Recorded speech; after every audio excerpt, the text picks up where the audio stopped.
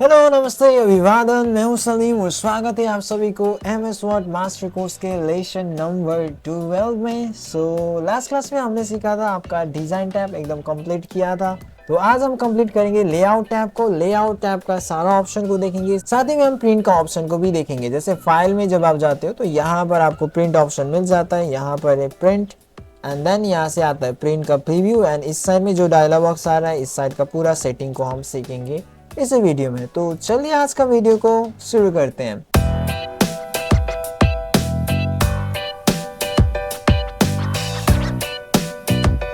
तो layout tab में सबसे पहला ऑप्शन है मार्जिन। मार्जिन मतलब होता है ये आपका साइड का स्पेस जो आपको दिखाई दे रहा है। एक काम करता हूँ, मैं इस टेक्स्ट को और कॉपी पेस्ट कर देता हूँ, Ctrl+C Ctrl+V। तो मैंने 2-3 पेज और एक्स्ट्रा ले लिया। थोड़ा जूम आउट करता हूँ कंट्रोल के साथ माउस का व्हील को घुमा के एंड आप देख सकते हो मार्जिन मैं यहाँ से कर दे रहा हूँ, चलो नैरो मार्जिन। तो आपका टेक्स्ट एकदम साइड तक चला जाएगा, एकदम नैरो मार्जिन है, कम मार्जिन है, ठीक है। प्रिंट इस तरह से होगा एंड अगर आप इसको वाइड करना चाहो तो वाइड भी आप कर सकते हो, एकदम बीच में प्रिंट होगा, मतलब ज्यादा मार्जिन आपका यहाँ पर साइड साइड में आ जाएगा। अगर आपको कस्टमाइज करना है तो वो भी कर सकते हैं। मार्जिन में जाइए, यहाँ पर आपको ऑप्शन मिल जाएगा कस्टमाइज मार्जिन, यानी कि कस्टम मार्जिन, क्लिक करिए। देन यहाँ पर आपको टॉप में मार्जिन कितना चाहिए, अभी है 2.54 सेंटीमीटर, देन लेफ्ट में 5.08 सेंटीमीटर, उसी प्रकार आपका बॉटम एंड राइट में भी है। तो टॉप में मैं बढ़ा रहा हूँ थोड़ा जूम आउट करके, ताकि आपको नीचे में यहाँ पर प्रीव्यू दिखाई दे। तो मैंने यहाँ से बढ़ा दिया, तो आप देख सकते हो प्रीव्यू में चेंजेस हो रहा है। अगर आपको लेफ्ट से भी मार्जिन चाहिए तो अब यहाँ से आप इंक्रीज एंड डिक्रीज कर सकते हैं। तो मैंने कर दिया ओके। तो आप देख सकते हो ऊपर से मार्जिन आ गया। इसको मैं नॉर्मल मार्जिन कर रहा हूँ, नॉर्मल। उसके बाद है आपका ओरिएंटेशन, आपको पेज को किस तरह से प्रिंट करना है, पोर्ट्रेट में रखना है या लैंडस्केप। लैंडस्केप करने से कुछ इस प्रकार होगा, आपका सारा डॉक्यूमेंट इस तरह से प्रिंट होगा एंड पोर्ट्रेट करने से कुछ इस प्रकार होगा। उसके बाद साइज ऑप्शन तो मैंने बताया था, डिफरेंट काइंड ऑफ साइज है। ये है आपका पेज का साइज, लेटर टाइप पेज है एंड यहाँ पर लीगल स्टेटमेंट का साइज यहाँ पर आ रहा है। A3 भी है, A5 भी है एंड नॉर्मली हम जितना भी जेरॉक्स वगैरह होता है वो A4 पेपर का साइज में करते हैं। तो मैं अभी A4 ही चूज कर रहा हूँ, A4। देन यहाँ पर आपको ऑप्शन मिल जाएगा कॉलम। प्रीव्यू में आप देख सकते हो, जैसे मैं कर्सर ले जाऊंगा इस तरह से आप टेक्स्ट को डिवाइड कर सकते हो। कॉलम में कितना कॉलम में डिवाइड करना है, जैसे कि मैं क्या कर रहा हूँ, फर्स्ट पेज में मैं गया एंड मैंने क्या किया, इतना टेक्स्ट को, फर्स्ट पेज का मैंने पूरा टेक्स्ट को सिलेक्ट किया, कॉलम में गया, यहाँ से मैं 2 कॉलम करने से इस प्रकार होगा एंड 3 कॉलम से हम 3 बार डिवाइड कर सकते हैं। लेफ्ट करने से आपका लेफ्ट में कम, राइट में ज़्यादा एंड राइट करने से राइट में कम, लेफ्ट में ज़्यादा आएगा टेक्स्ट। और यहाँ पर मैक्सिमम आपका 3 कॉलम में हम डिवाइड कर सकते हैं।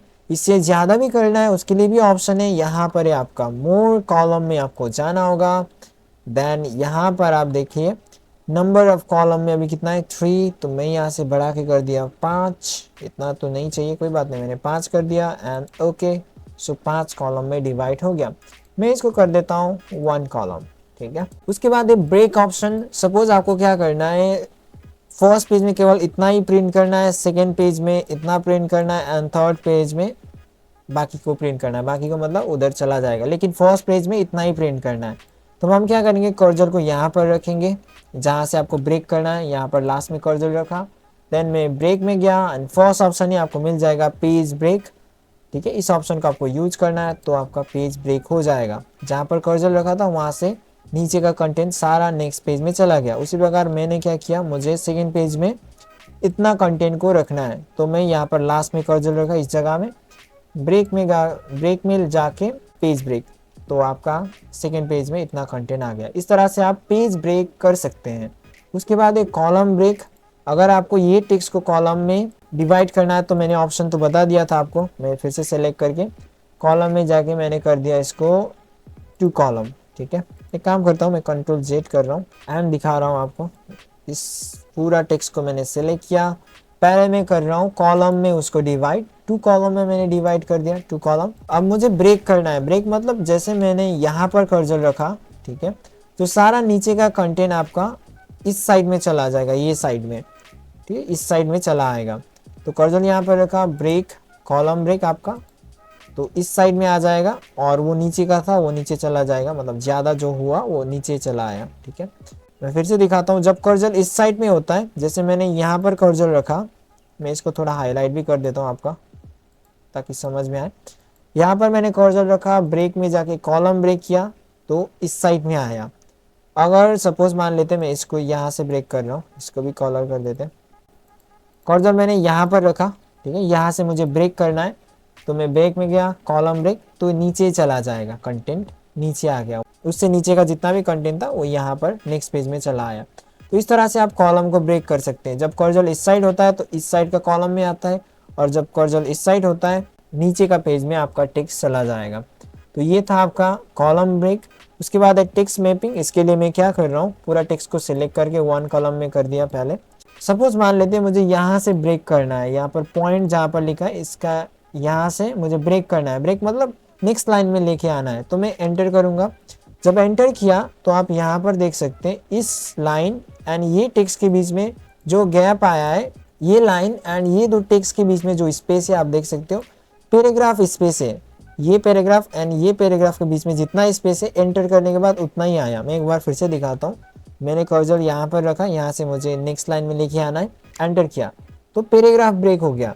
तो हम क्या करेंगे, मुझे अगर पैराग्राफ ब्रेक नहीं चाहिए तो उसके लिए ऑप्शन यहाँ पर दिया गया है जिसका नाम है आपका टेक्स्ट मैपिंग। इसको क्लिक करिए इस तरह से। इसे मुझे ब्रेक यहाँ से करना है, यहाँ से मैंने कर्सर यहाँ पर रखा, मतलब नेक्स्ट लाइन में लेके आना है। देन ब्रेक में जाके टेक्स्ट मैपिंग, तो वो वाला स्पेस नहीं आता है आपका। पैराग्राफ जो ब्रेक होता है, पैराग्राफ में जितना स्पेस है उतना स्पेस नहीं आता है आपका टेक्स्ट मैपिंग ऑप्शन से। उसके बाद नेक्स्ट पेज है, इसका यूज़ तो मैंने आपका हेडर फुटर वाला वो वीडियो में बता दिया था, आपने देखा नहीं तो वो देख लीजिए। उसके बाद कंटिन्यूअस ऑप्शन हम थोड़ा देर बाद देखेंगे। अभी हम देखेंगे even page and odd page. Even page आपका जोड़ा नंबर को बोलते हैं, जैसे 2, 4, 6, 8, 10, 12, 14। एंड ऑड पेज बिजोड़ा नंबर जैसे कि 1, 3, 5, 7, ये सब आपका क्या है, ऑड पेज है। पेज नंबर लगाने के लिए मैंने ऊपर में डबल क्लिक किया एंड हेडर फुटर का वही आपका फॉर्मेट टैब आ जाता है, हेडर फुटर का टैब आ जाता है, हेडर फुटर। देन यहाँ पर आपको पेज नंबर मिल जाएगा। पेज नंबर में मैंने टॉप में ये वाला लगा दिया मैंने, सेंटर वाला। देन इसको सेलेक्ट करके थोड़ा सा बड़ा करते हैं, ठीक है। ओके, ये जो फर्स्ट पेज है ये आपका ऑड पेज है, बिजोड़ा नंबर है। मैंने कर्सर यहाँ पर रखा और मुझे यहाँ से ये कंटेंट का ये लास्ट में कर्सर रखा, यहाँ से नीचे का जितना भी कंटेंट है वो सबको ब्रेक करके भेजना है, लेकिन 3 नंबर पेज में डायरेक्टली। तो उसके लिए ऑप्शन यहाँ पर दिया गया है लेआउट में आपका ऑड पेज कर दीजिए। तो एक से डायरेक्ट दूसरा ऑड कौन सा है आपका, एक के बाद 3 आएगा ऑड पेज में, तो 3 में जम हो जाएगा 3। चलो मैंने कर्सर यहाँ पर रखा, मुझे और ब्रेक करना है। अगर मैं इसको करूँगा ऑड पेज, 3 के बाद अगला ऑड होगा आपका 5, तो 5 में चला जाएगा इस तरह से। अभी आप देख सकते हो ये जो है इवन पेज है एंड मैंने कर्सर यहाँ पर रखा, यहाँ से मुझे ब्रेक करना तो कर्सर यहाँ पर रखा, ब्रेक में गया तो मुझे यहाँ से ब्रेक करना है तो कर्सर यहाँ पर रखा, ब्रेक में गया। देन इवन पेज जैसे ही करूँगा आपका चला जाएगा। इसके बाद इवन कौन सा होगा, मतलब 6 नंबर पेज में अभी मैं हूँ और इससे अगला इवन पेज होगा आपका 8, तो डायरेक्टली चला जाएगा 8 नंबर पेज में इस तरह से। तो इस तरह से आप ब्रेक कर सकते हो इवन एंड ऑड पेज की मदद से। अब सीखते हैं आपका लाइन नंबर। लाइन नंबर में पहला ऑप्शन है कंटिन्यूस रूप में लाइन नंबर आएगा 1, 2, 3, 4 एंड खत्म हुआ है यहाँ पर 38 में। देन स्टार्ट हुआ है 39 से। अगर आपको हर एक पेज में लाइन नंबर को रीसेट करना है, एक से स्टार्ट करना है, तब आप क्या करें, लाइन नंबर में जाइए। देन यहाँ पर एक ऑप्शन है रीसेट ईच पेज, कर दीजिए। इससे क्या होगा, हर एक पेज में रीसेट हो जाएगा, ठीक है, इस तरह से। यहाँ पर 38, यहाँ से फिर से 1, नेक्स्ट पेज में फिर से 1। नेक्स्ट है आपका रीसेट ईच सेक्शन। तो हम सेक्शन जहाँ पर आपने अगर बनाया है, ठीक है, एक काम कर रहा हूँ मैं, लाइन नंबर को थोड़ा देर के लिए मैं हटा रहा हूँ, कंटिन्यूस कर देता हूँ। चलो कंटिन्यूस कर दिया, आप देख सकते हो लाइन नंबर कंटिन्यूस रूप में जा रहा है, ठीक है। मैं एक काम कर रहा हूँ, यहाँ से मैं नेक्स्ट सेक्शन बना रहा हूँ, यहाँ से एक सेक्शन बना दे रहा हूँ। तो सेक्शन बनाने के लिए ऑप्शन हम यूज करते हैं ब्रेक में जाके नेक्स्ट पेज एंड कंटिन्यूस को। नेक्स्ट पेज क्या करता है, दूसरा पेज में सेक्शन बनाता है, लेकिन कंटिन्यूस सेम पेज में सेक्शन बनाता है। Insert a section break and start the new section on the same page. तो कर दिया मैंने, तो यहाँ पर एक सेक्शन बन गया एंड और एक सेक्शन बनाते हैं। चलो यहाँ पर कर्सर मैंने यहाँ पर रखा, ब्रेक में गया, कंटिन्यूस, हम सेम पेज में सेक्शन बना रहे, यहाँ पर एक बना दिया एंड लास्ट वन यहाँ पर बना देते हैं। ब्रेक में गया, देन कंटिन्यूस, सेक्शन हो गया। अब हम यूज करेंगे लाइन नंबर में ये वाला ऑप्शन, रीसेट ईच सेक्शन। तो जहां जहां पर सेक्शन बनाया था वहां पर रीसेट होगा। Okay great. तो हमने सबसे पहला सेक्शन यहाँ पर बनाया था, तो यहाँ पर रीसेट हो गया, 1 2 3 4 10 तक आया। उसके बाद हमने सेक्शन, उसके बाद में सेक्शन नहीं बना शायद। एक बार क्या करते हैं, कंट्रोल ए करते हैं, बना है लेकिन कंट्रोल ए करके पूरा को सेलेक्ट करते हैं, देन फिर से ये वाला ऑप्शन को यूज करेंगे, रीसेट ईच सेक्शन कर दिया। अब देखिए अब हो गया ना, यहाँ पर एक सेक्शन था, उसके बाद मैंने यहाँ पर बनाया था एंड फिर से यहाँ पर एक बनाया था लास्ट में, तो वहाँ पर 1 से स्टार्ट है।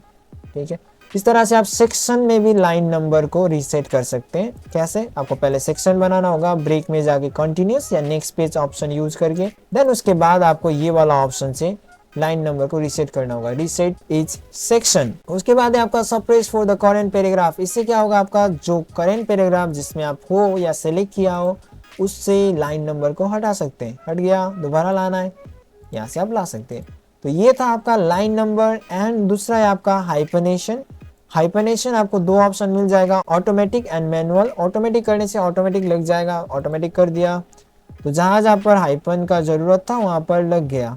ठीक है, अगर मैं मैनुअल करता, मैं कंट्रोल जेड करता हूँ, कंट्रोल जेड किया मैंने एंड हाइपनेशन में गया, मैनुअल किया मैंने एंड आप देख सकते हो इस जगह में हाइफन लगने वाला है, आपको लगाना है। हाइफन कब लगता है, जब आधा वर्ड यहाँ पर है, मतलब ये जो पिक्चर वर्ड है इनकम्प्लीट है क्योंकि PIC यहाँ पर है और इसका आधा भाग इधर में है, तो वहाँ पर हाइफन लग गया, लगाना है, यस लगाना है। दूसरा हाइफन यहाँ पर लगेगा, ये भी पिक्चर ही है।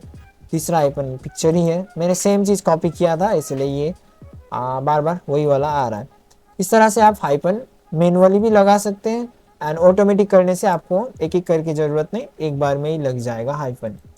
तो लाइन नंबर को अगर हटाना है तो मैंने नहीं हटाया था, हाइफन के ऊपर में ही लाइन नंबर एंड यहाँ से कर देंगे नन, तो लाइन नंबर हट गया। उसके बाद है आपका इंडेंट ऑप्शन। इंडेंट ऑप्शन तो आपका हुआ था। इंडेंट आप क्या कर सकते हो, पैराग्राफ को आगे पीछे कर सकते हैं, राइट लेफ्ट में ले जा सकते हैं। लेफ्ट से साइड से जाएगा इंडेंट, ये आपका राइट साइड से। ठीक है, मैं आपको जूम आउट करके दिखा रहा हूँ, राइट साइड से कम करना है आप कम कर सकते हैं। एंड देन यहाँ पर आपका स्पेसिंग है, आपका पैराग्राफ का ऊपर में स्पेसिंग चाहिए, ऊपर का स्पेसिंग घटाना है एंड नीचे में स्पेसिंग चाहिए तो आप यहाँ से नीचे में भी आप स्पेसिंग दे सकते हैं। इस तरह से ये था आपका स्पेसिंग ऑप्शन। और इस साइड का जो भी ऑप्शन है पोजीशन, रैप टेक्स्ट, ये सब आपका हो चुका है। अगर आप कोई भी शेप या पिक्चर लेते हो तो ये ऑप्शन ऑन हो जाएगा, एक्टिवेट हो जाएगा।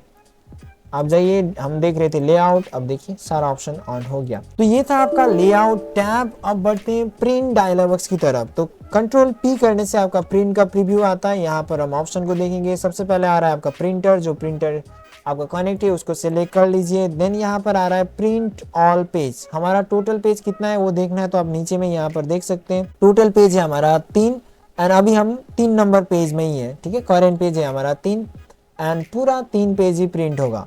अगर मैंने यहाँ पर कर दिया प्रिंट करेंट पेज तो हम जिस नंबर पेज में वो केवल प्रिंट होगा। अभी हम 2 नंबर है, 3 नंबर में थे, अभी 2 नंबर में आए तो अभी केवल 2 नंबर पेज केवल प्रिंट होगा करेंट पेज से। और थर्ड है आपका कस्टम प्रिंट, और कस्टम अपने हिसाब से प्रिंट कर सकते हैं आप। एक काम करता हूँ, मैं इनको और कॉपी पेस्ट कर देता हूँ। मैंने पूरा 6 पेज बना लिया। ठीक है, अभी हमारे पास टोटल 6 पेज है और अभी हम 6 नंबर पेज में है। तो कस्टम प्रिंट में हम अपने मर्जी से प्रिंट कर सकते हैं। मैं गया कस्टम प्रिंट में, यहाँ पर आपका कस्टम प्रिंट, तो मैंने बोला 1 को प्रिंट करना है, कॉमा कॉमा करके दीजिए, कॉमा डायरेक्ट मुझे 3 को प्रिंट करना है, कॉमा 4 को प्रिंट करना है एंड डायरेक्टली 6 को प्रिंट करना है। इस तरह से होता है आपका कस्टम प्रिंट। नीचे आपको पेज नंबर लिखना होगा कॉमा कॉमा करके। एंड वहाँ पर एक और ऑप्शन था आपका प्रिंट सिलेक्शन बोल के। इससे क्या होता है, जो एरिया आपने सेलेक्ट किया है उसको आप प्रिंट कर सकते हैं। अभी तो ये ऑफ है क्योंकि कोई एरिया को मैंने सेलेक्ट नहीं किया हूँ। तो मैं एक काम करता हूँ, मैंने क्या किया, इतना टेक्स्ट को सेलेक्ट किया एंड अब कर रहा हूँ कंट्रोल P। देन आप यहाँ पर देख सकते हैं वो ऑप्शन ऑन हो गया, print selection, just what you selected, जो आपने सेलेक्ट किया है उसी को प्रिंट होगा अगर मैं प्रिंट करने से। तो यहाँ पर प्रिंट में और 2 ऑप्शन आपको नीचे मिल जाएगा, print only print odd page. Odd page मैंने एक्सप्लेन कर दिया आपका 1 3 5 7 वो केवल प्रिंट होगा। ओनली प्रिंट इवन पेज 2 4 6 ये केवल प्रिंट होगा। तो हम अभी प्रिंट मार्कअप में ही छोड़ देते हैं, ऐसा कुछ भी नहीं करना है हमें।